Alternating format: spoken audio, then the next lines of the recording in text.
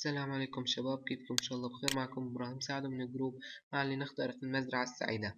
اليوم معنا ثغرة جديدة وهي كيفية كسر وقت الحيوانات. كسر وقت الحيوانات هي أنك تستطيع إطعام مثلا الثور العشب، فيستطيع أن ينجز اللحم بأقل وقت. يعني فرق كبير بين الحيوان المكسور وقته والغير مكسور وقته. الآن سنتعلم كيفية كسر وقت الحيوانات. أول شيء نفتح برنامج تشارلز. أنا الثور هؤلاء مكسور وقتهم، سأشتري ثور جديد حتى نستطيع كسر الوقت له.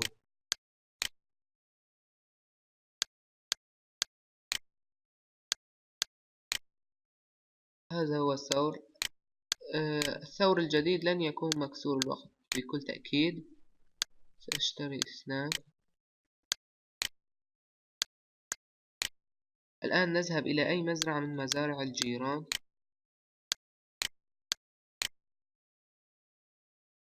نفعل بريك بوينت. نعود إلى مزرعتنا، نضغط execute edit response AMF map، ونفتح مجلد الثور نحوله إلى قن دجاج، والثاني أيضا نحوله إلى قن دجاج الذي هو كوده 11. نرفع البريك بوينت، نضغط execute، نفرغ السلم. الآن تحول الثور إلى قن دجاج.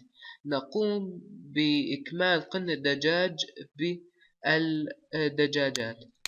نقوم بإكماله بالدجاجات. نكمل الثاني أيضا. الآن نذهب إلى ننتظر زر الحفظ. نذهب إلى أي مزرعة من مزارع الجيران، ثم نعود إلى مزرعتنا. نرى أنه عاد كما هو ثور.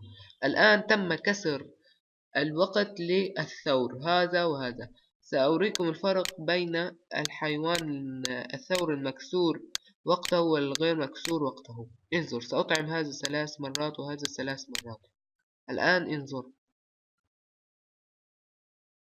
هذا يستغرق 1 دقيقة و24 ثانية، هذا 15 أو 16 ثانية فقط، يعني فرق دقيقة تقريبا. انظر،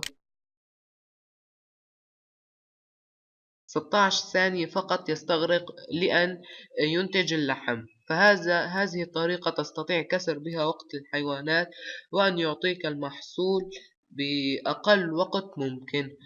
والسلام عليكم ورحمة الله وبركاته.